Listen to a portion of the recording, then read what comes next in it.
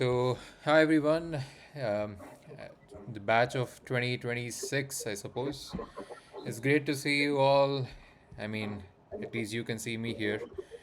So, just before I begin today with today's topic of NeuroSymbolic AI, I just want to introduce myself a bit. I am Ritvik. I studied in NIT Andhra, 24 pass out in Bachelor's of Technology, Computer Science and Engineering.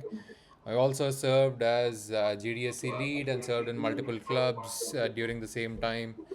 And I had a great time at college, and I really want to thank university for providing me this opportunity to again visit back my old memories, at least virtually, and connect and give you a special talk. I kind of was once in your seat where I was listening to some other professionals who were giving their talk. Of course, I know I'm not in the level of any of those professionals, but hopefully someday we will definitely reach there soon.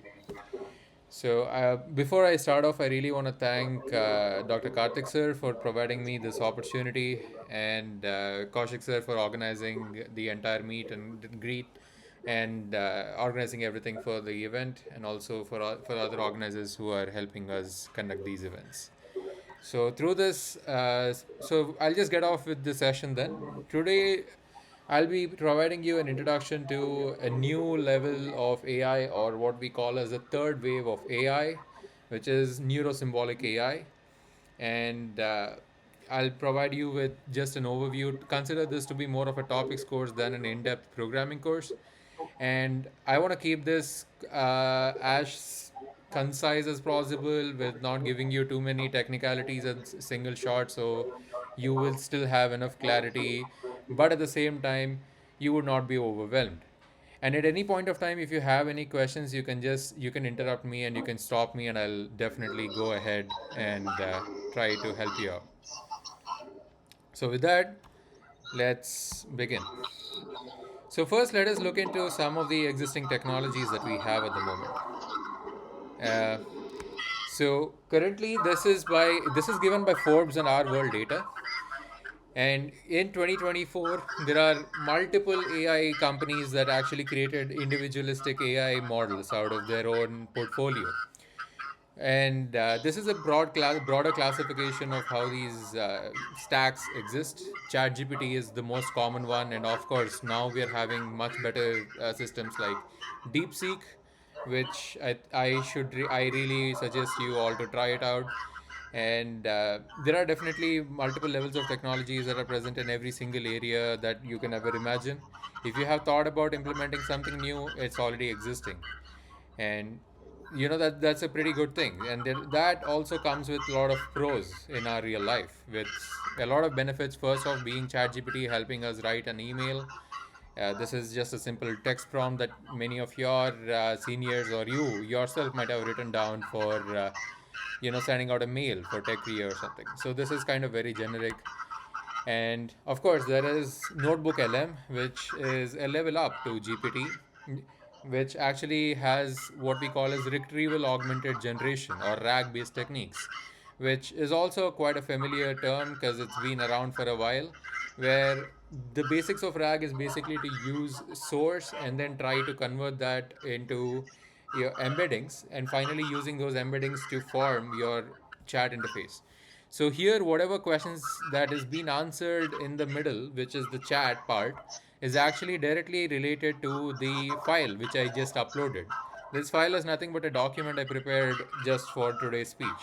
So you, on the right side, you can definitely see notes that are being provided, and I would definitely suggest you to use Notebook LM if you had any kind of notes that you need to revisit.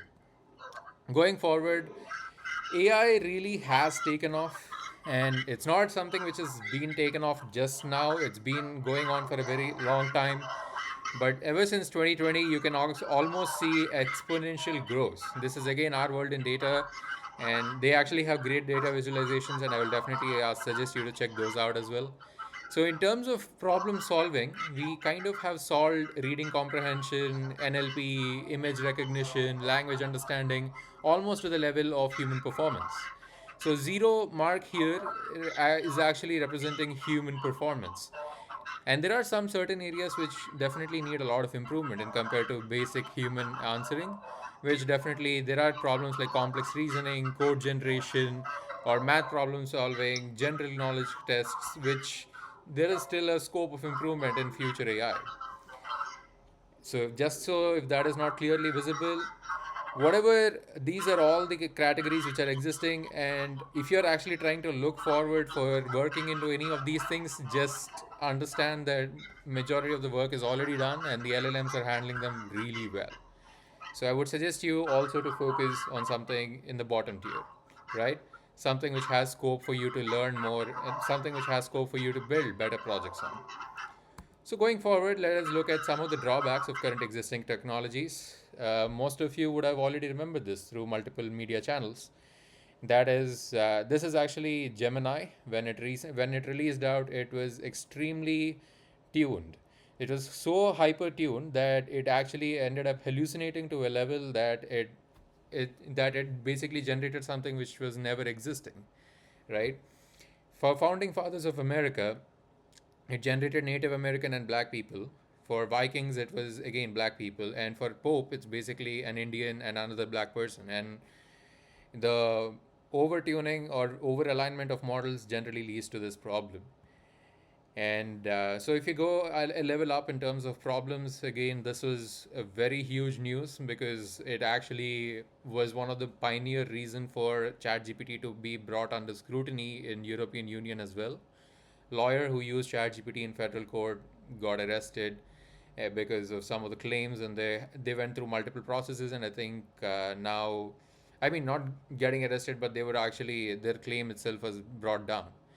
So, and if you're going to an much more extreme level, this is very recent. This is actually from one of Google's own chatbots, which encouraged the teen to kill their parents over screen time limit when asked about suggestions. And there are multiple cases. There are even some extreme cases of ethical concerns where recently a student itself committed suicide over chatting with their girlfriend, AI girlfriend.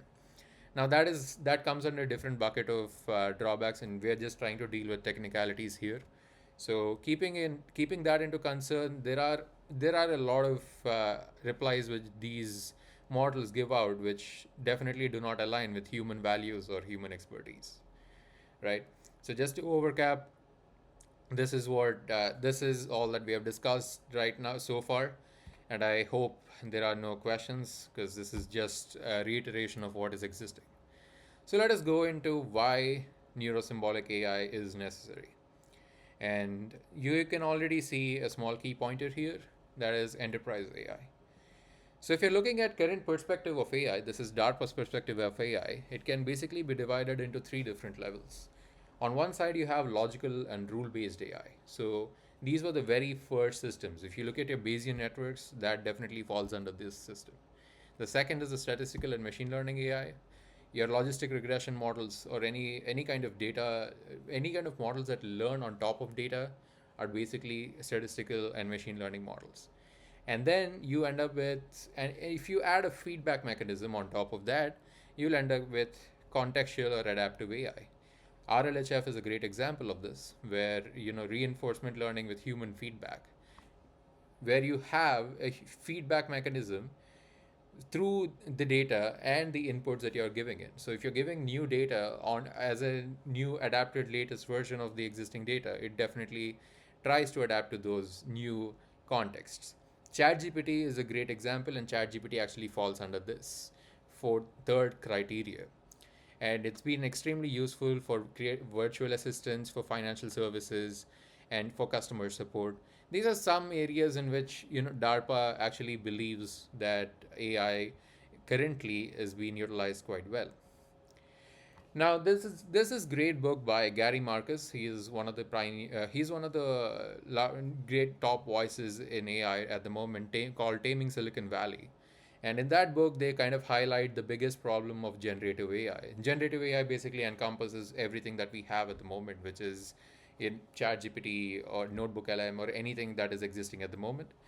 And the main problem with that is definitely disinformation, market and manipulation, cybersecurity problems. And most importantly, there is also very heavy environmental costs. Recently, GPT 3.5 took over $200 million just for the training process. Now, that is a huge amount of money which has been poured into creating these gigantic servers and trying to fine tune on information that is present everywhere. Now, let's also look into the main problem of Gen AI, right? So, Gartner is one of the top pioneers in enterprise AI or AI for enterprise. Hello.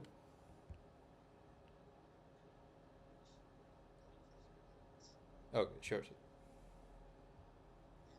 Yeah, sure. I'll be waiting.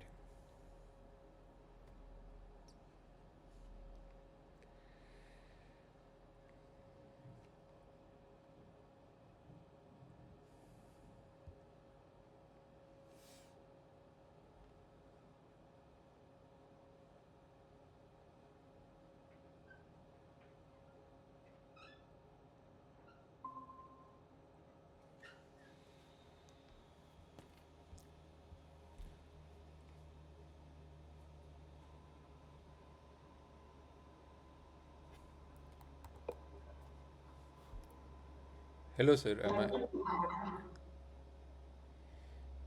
okay? So, if you can tell me at what spot, I'm pretty sure this system, this area is covered, right? So far.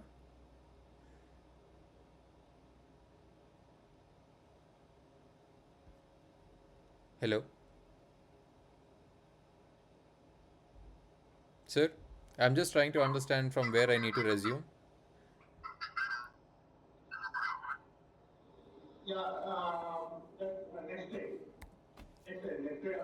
From here itself, right? Okay. Okay. Okay. Sure. So, so far, what I said is just basically about existing systems, and I haven't gone too far here as well. So there's nothing need to worry about. We can just cover.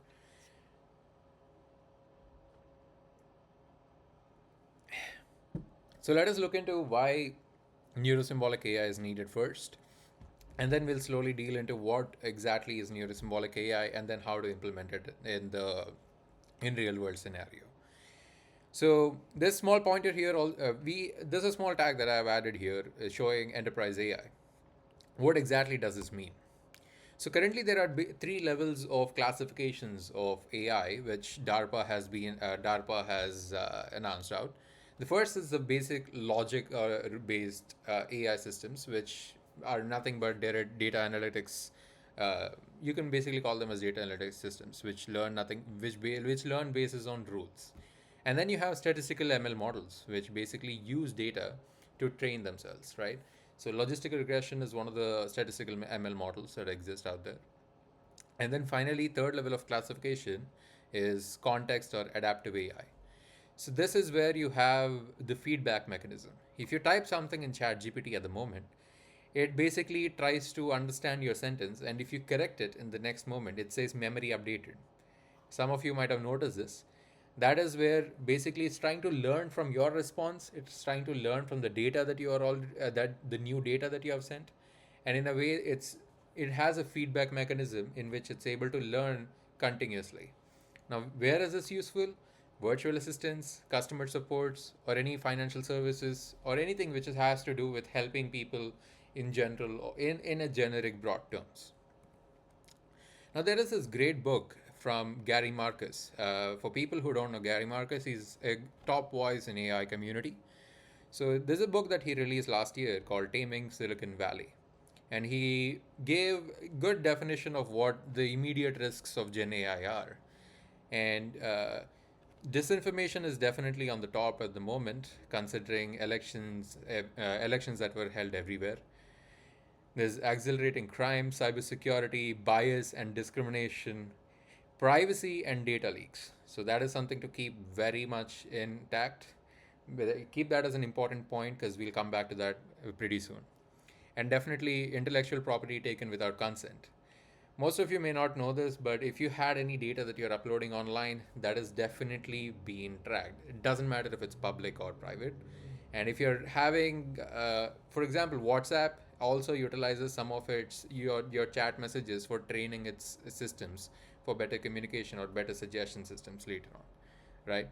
So there's a huge amount of data leaks. That sometimes data leaks happen in a way that it's quite harmful, and there are multiple levels of issues with Gen AI. So there's this article from Gartner. Gartner is again a top voice. It's a top publication journal, not a research publication journal, but just a generic view journal for IT and general enterprise AI. And their demand, and then their number one prediction of Gen AI will be increase for domain specific Gen AI models. If you see the last sentence here, by 2027, more than 50% of Gen AI models that enterprises use will be specific to either an industry or business function, up from approximately 1% in 2023. You know what this calls for? There is a huge, this is basically forecasting the future demand. For you, for most of you out there, you'll be graduating in 2026 and pretty much will be looking for jobs out there. So this predictions will definitely help you prepare yourself for future. And today I'll also present to you some opportunities that are existing. So when I'm trying to look at Gen AI for NeuroSymbolic AI as a whole, there are two levels of considerations as to why Nessie makes a lot of sense.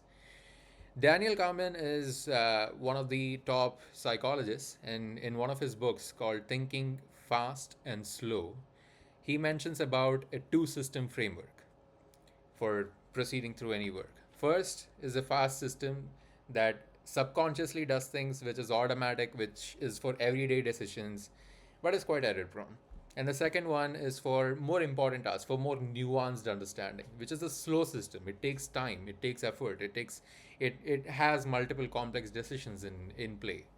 Very simple example can be the first one can just be making breakfast, for example.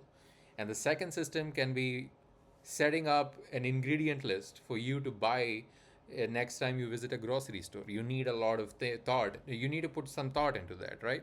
So this is a very simple example that you can put for system 1 and system 2, which are basically independent of each other in my case, but we'll pretty soon talk about how to bring them together. So take this example, right? If you're thinking of an apple, the first thing that comes to your mind is some kind of blurry red dot.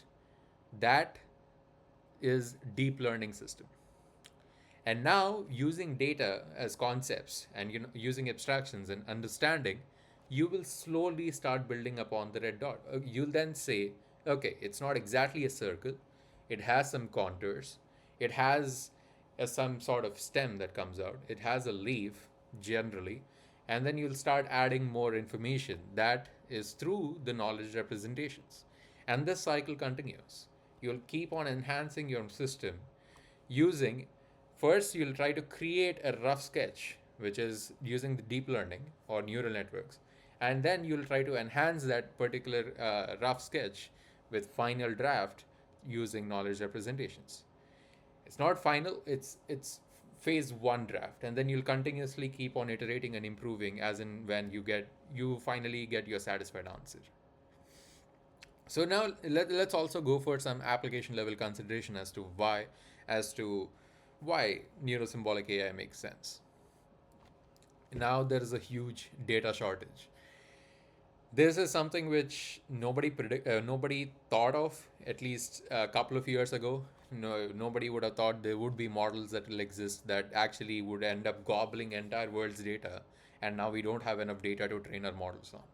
Because at any point of time, there is a limit to how much data you can ingest. And now what is happening is what we call as inbreeding of these models. There are multiple AI images out there already on Google image search. And if you go on Reddit, you'll find plenty of comments which are by bots.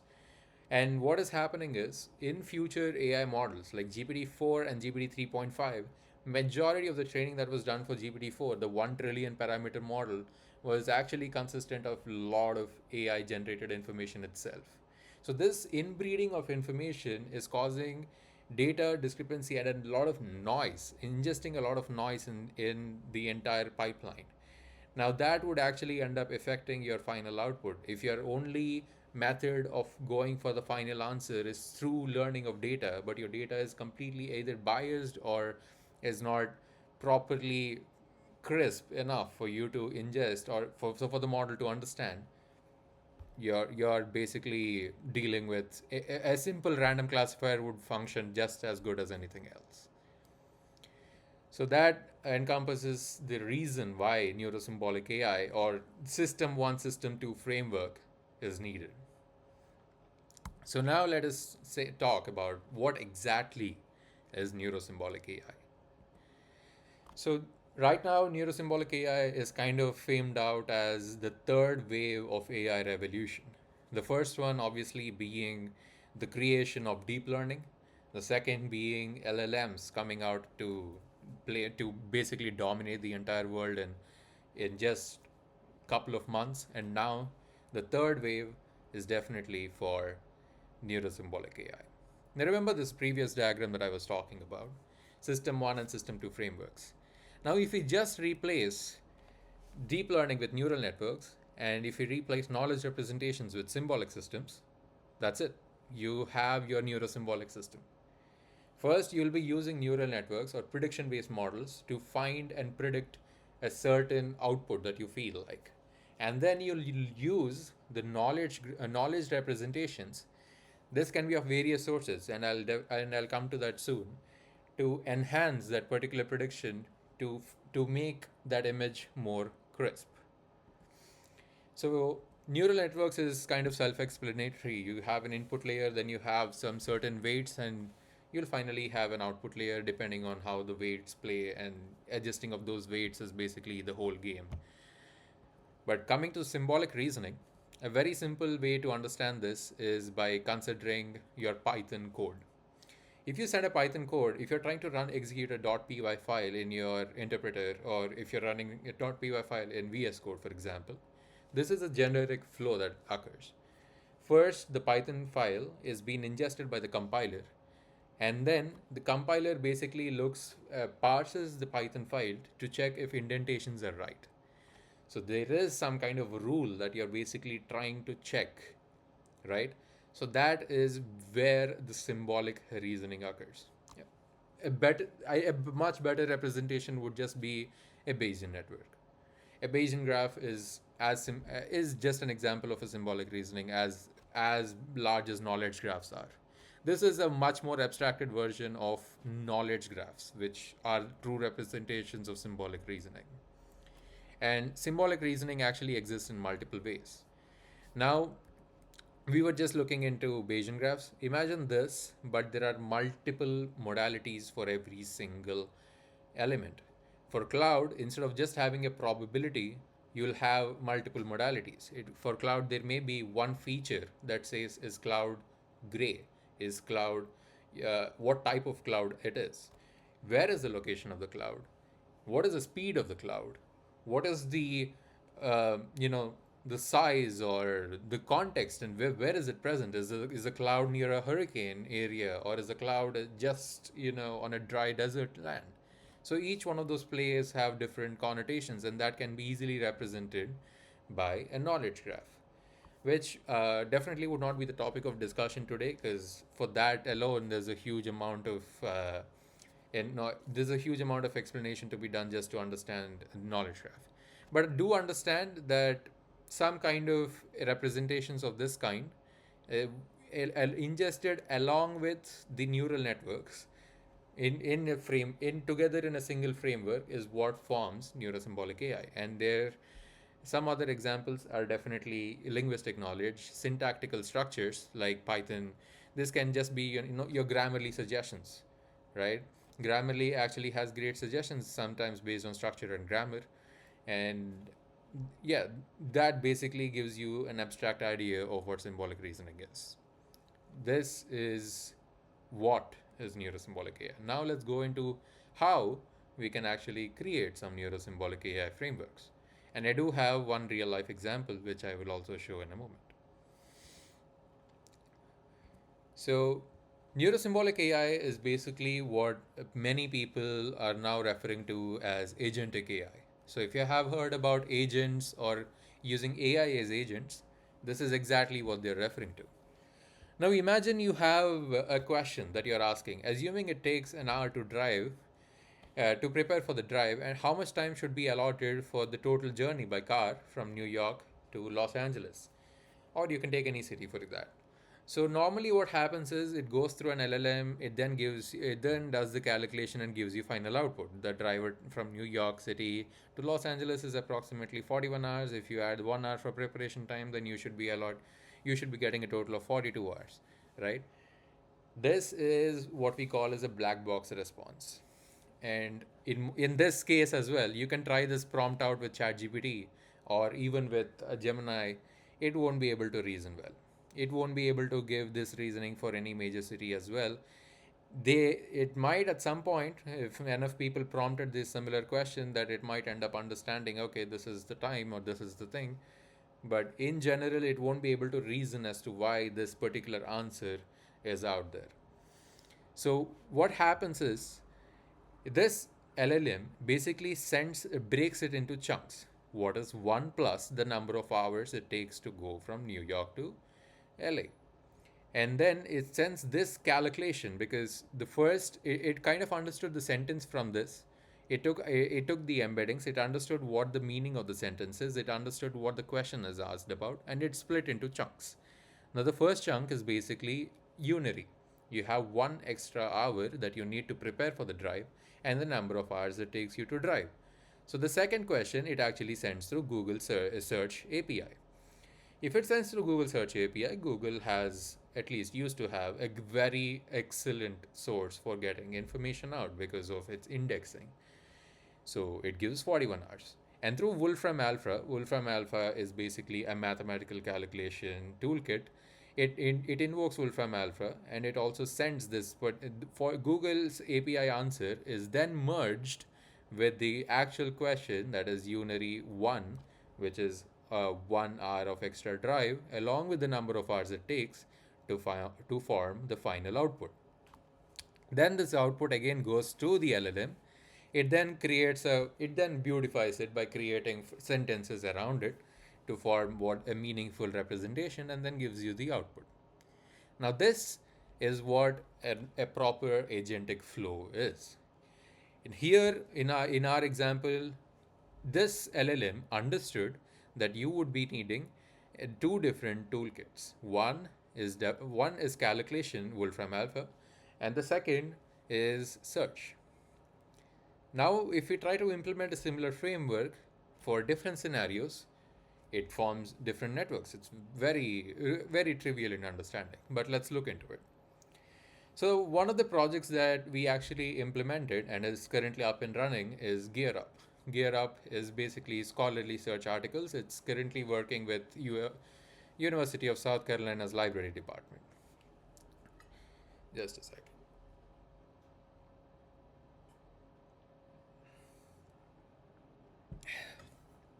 So the whole motivation behind creation of GearUp is to make sure that scholarly search articles are being reduced in time. Initially, there are currently a lot of growth in online publishing. There's multiple hours that takes for the librarian to figure out an exact right article for a certain search, and it also there's a lot of librarians involvement in it, which also is consuming a lot of time. And here in the US, time is basically money. An additional hour that a person sits on work, the department has to pay them extra, and even their productivity is hampered because they have to sift through the vastness just to assist some of the other professors and students in finding better articles. So this is the architecture that we prepared. Now this is a real world example architecture. It's totally fine if you don't understand majority of these terms, because this is completely fine tuned for biomedical analysis. So let's start from the very left. You have students who are asking question along with sentinel articles. Sentinel articles are basically key articles that they have, and the query is a question which they're asking about some particular concept. Now using Spacey, we are extracting some entities, and where those entities are being sent to query expansion bot. So this here we are currently using clinical bird. So what this does is this LLM takes these tokens, takes the entire sentence query as well as the Sentinel article, and it expands them to form multiple different possible queries. And the same extracted concepts are also sent through hierarchical vocabulary extension. Now, the question that you're asking that can be put in multiple different terms, multiple different ways. So we are doing those vocabulary extension using mesh terms. Mesh is basically medical hierarchy system, medical system hierarchy. So this is very specifically for biomedical analysis. Obviously, it can be swapped out for different different academic or lingual dictionaries by utilizing their particular dictionary set. Now, along with these concepts and new terms, as well as expanded queries, are being sent through PubMed. PubMed is a search for entire medical information. And for after formulation of these queries, then we are finally storing them in vector database using FIRES. Now, FIRES is what it basically does is it takes the output, it chunks them into smaller pieces, and then it stores them in vector format. So there will be vector representations that would finally be formed. And we also perform re-ranking here and then send it to the librarian. Now, librarian has access to the include queries, Sentinel articles, as well as a vector formed, vector re-ranked search. Now, this re-ranking is basically done on the similarity scores between the vector embeddings that we formed at FIAS, as well as the input tokens, forming the vector embeddings for the input tokens. That now, after providing this final outputs to the librarians, they would be able to then figure out and check if the similarity is existing. What out of 5 or 6 top articles that we give them, which are the best articles that they can use for their search. Now let's look at some live demo. In this is the current existing website. Instead of preparing it, normally the search takes over 20 to 25 minutes because it has to search through entirety of PubMed. This is an example of a Sentinel article. Uh, this this is an example of 2 Sentinel articles that are being sent along with a question. Now this is a biomedical related question, and we can see after going through the entire process, we are retrieving top 5 articles with certain similar Sentinel similarity score of the highest being 78% and the lowest around 70%. Now, these highlighted terms are what the system found similar to the question that is asked after vocabulary extension and query expansion techniques, as well as the final article that is actually present. We do the abstract, we take these contexts from the abstract because abstract in research basically contains majority of what is supposed to be containing in the actual article. And these are the keyword searches which resulted in getting us this particular article. TAB is basically standing for title and abstract. Mesh is again medical system hierarchy. And we are also creating a small feedback mechanism here. This is from the view of a librarian. So instead of them having to painfully figure out which is the most similar article, we automated the entire process. Now, something which used to take roughly 24 to 30 hours for difficult queries takes around 30 to 25 to 30 minutes at the max. So that is a huge reduction in time, and that is exactly what NeuroSymbolic AI does. Additionally, the reason it is taking that time is also because this is locally deployed in a single system at the library. So there's actually no data leakage at all, because if there are any particular library only related articles which are not public yet, searches can be done on top of that also, which leads to zero data loss. And you don't even need to worry about data leakage because you are having data stored in your own servers, right? So this is how Gear Up project is currently set up. Now let's go through a different example. Now this is a project which my other team has implemented. It's called Smart Pilot. So what their problem is currently you have manufacturing pipelines which are very much manual in their workflow, and they wanted to create a three body framework. One that uses informations that are or manuals for figuring out and aiding the actual end worker in terms of understanding those manuals better. Second is predict X, which basically does a prediction over certain amount of time to figure out to predict anomalies that can occur in any manufacturing process. And finally, there is foresight, which basically compares with every single existing fine-tuned area. So these PredictX and Foresight actually are using time series data. The time series data is something which is data which is tracked over certain amount of time, and this is the expanded architecture. I of course won't be going deep into this given complexities and time constraints. But what you can understand is InfoGuide would be a great start for you to understand a neurosymbolic application. Here, retrieved information, the manufacturing manuals and extra additional text documents that have been sent are utilized through RAG techniques, which enables us to go and figure out to convert entirety of manuals into small chunks and embeddings in a way that if any question that you ask, it can directly give you some context that is present in the particular file itself. So it's kind of creating your own search engine, if you can think of it in a multiple level abstracted way, in a very simple format. Now, all these three, this is what we call as a multi-layer agentic system. If you remember, I was explaining about an agentic system, an LLM, which is invoking Wolfram Alpha and Google search. That is exactly what is happening here. Instead of that LLM here is basically InfoGuide or QA chatbot. Now that is invoking the fusion model, that is PredictX. It's invoking Foresight, and it is invoking InfoGuide depending on the kind of questions that are being asked. So if you are a technician on some manufacturing pipeline, and if you want to figure out if there are any anomalies that are going to occur in the near future, you can use it'll immediately understand the kind of question and transfer the question to Fusion. If you're just a new technician or a new trainee, you can actually just search directly using the info bot and then figure out if there are some new ways, if there are some techniques which you don't know about, and learn more about them easily using info guide.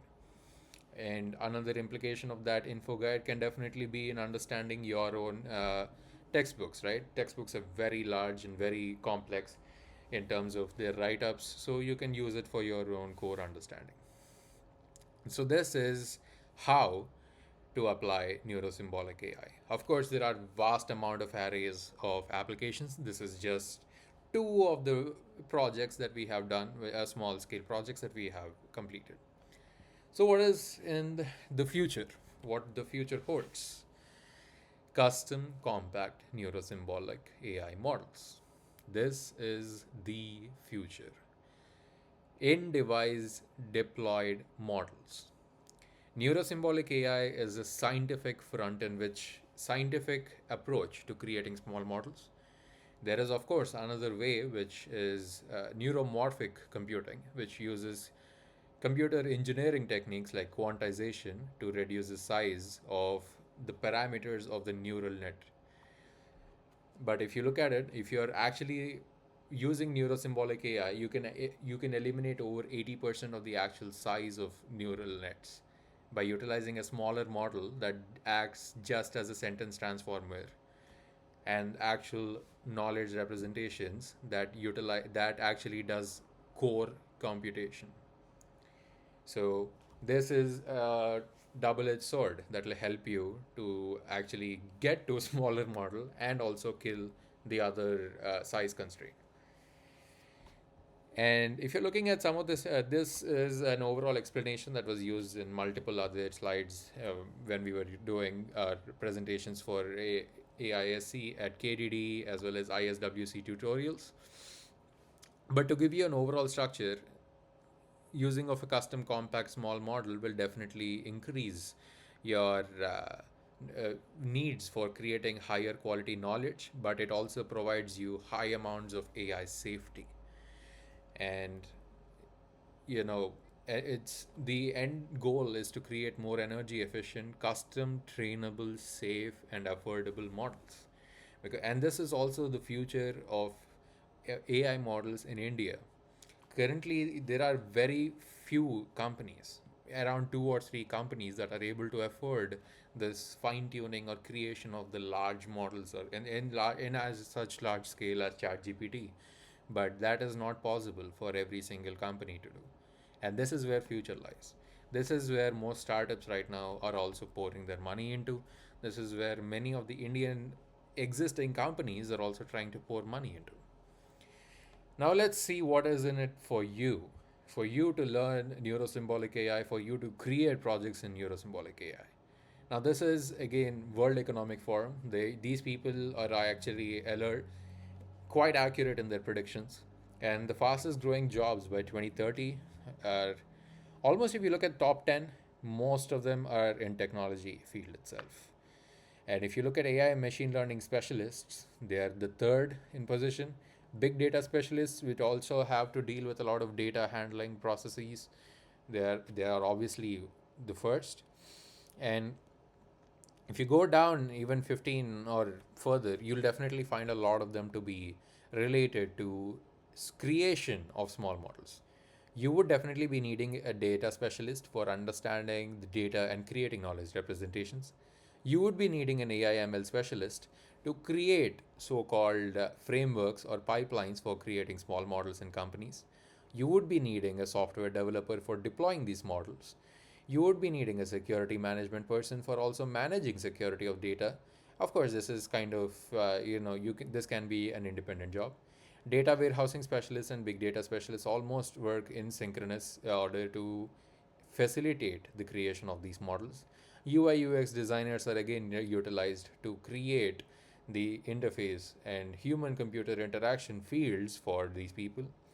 IoT is basically one of the core implementations or final end cases for neurosymbolic AI, and of so on and so forth. So you I can this is just on top of my head that I'm coming up with right now when I'm trying to look at these top growth markets. And again, going back to Gartner's prediction, this is quite important because Gartner is read very well and very well appreciated by majority of the Forbes 500 companies, and their predictions also mean that many of these companies' requirements are taken into account. If you look at all three of them, demand for domain-specific Gen AI models, 50% Gen AI models will be for enterprise use. Where money flows is where demand grows, and where that happens is where jobs are available.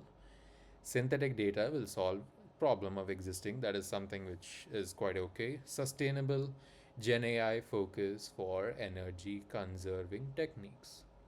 Creating of small models is probably the easiest bullet that you can have in your arsenal to make sure that you win.